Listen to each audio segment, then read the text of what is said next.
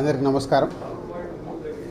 Telangana film development corporation చైర్మన్గా ఈరోజు నేను ఛార్జ్ తీసుకోవడం, ఈ అవకాశం ఇచ్చిన ముఖ్యమంత్రి శ్రీ రేవంత్ రెడ్డి గారికి, అలాగే ఫిలిం మినిస్టర్ కోమటిరెడ్డి వెంకటరెడ్డి గారికి, వారిద్దరి నమ్మకం ఈ ఎఫ్డిసి ఇటు ఫిలిం ఇండస్ట్రీకి, ఇటు తెలంగాణకి, ఇటు గవర్నమెంట్కి మధ్యలో డెవలప్ చేయాల్సిన అవసరం ఎంతైనా ఉంది. ఎందుకంటే ఒకప్పుడు ఎఫ్డిసి అంటే సినిమా ఇండస్ట్రీకి అన్ని రకాలుగా సినిమా ఇండస్ట్రీలో ఇన్వాల్వ్ అయి ఉండేది.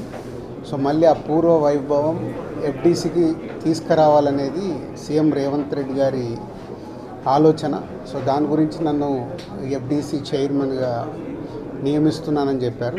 సో 100% సీఎం రేవంత్ రెడ్డి గారి విజన్కి ఈ ఫిలిం ఇండస్ట్రీని గవర్నమెంట్ మధ్యలో తెలంగాణలో ఫిలిం ఇండస్ట్రీని ఇంకా గ్రోత్ చేయాలి. అలాగే తెలంగాణ ఇంతకుముందు తెలంగాణ తెలుగు సినిమాలకి, అలాగే ఇప్పుడు స్టేట్స్ సపరేట్ అయిన తర్వాత తెలంగాణలో తీసే సినిమాలకి ఎంకరేజ్ చేస్తూ ఈ సంస్కృతి, తెలంగాణ సంస్కృతిలో సినిమాలు వచ్చేలాగా ప్రయత్నం చేస్తూ తెలంగాణలో ఫిలిం ఇండస్ట్రీని గ్రో చేయాలి. అలాగే తెలుగు ఫిలిం ఇండస్ట్రీ ఇప్పుడు హైదరాబాదులో, మద్రాసు నుంచి హైదరాబాద్ వచ్చినప్పటి నుంచి ఎంతో తెలుగు ఫిలిం ఇండస్ట్రీ గ్రో అయింది. ఆ గ్రోత్ ఇంకా పెరిగేలాగా ఇండియన్ ఫిలిం ఇండస్ట్రీని కూడా హైదరాబాద్లో ఎన్నో షూటింగ్లు జరుగుతున్నాయి ఆల్ లాంగ్వేజెస్లో, అది ఇంకా గ్రోత్ అయ్యేలాగా ఈ ఫిలిం ఇండస్ట్రీకి హైదరాబాద్ బేస్డ్గా ఇండియన్ ఫిలిమ్స్ గ్రో అయ్యేలాగా చేయాలి.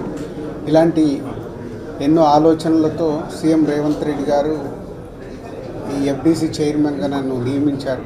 సో ఫిలిం ఇండస్ట్రీలో ఇటు Telugu film chamber of commerce కానీ, అలాగే Telangana film chamber of commerce కానీ, ఫిలిం ఇండస్ట్రీకి కావాల్సినవి గవర్నమెంట్ నుంచి ఏమేమి పనులు చేపియాలి, ఏమేమి చేయాలని ఎఫ్డిసి వారధిగా ఉంటూ అటు ఫిలిం ఇండస్ట్రీకి, ఇటు గవర్నమెంట్కి, ఇటు ఫిలిం ఇండస్ట్రీ అంటే ఇక్కడ తెలంగాణలో ఉన్న ఎగ్జిబిటర్స్ వాళ్ళకి ఎన్నో సమస్యలు ఉన్నాయని చెప్తున్నారు.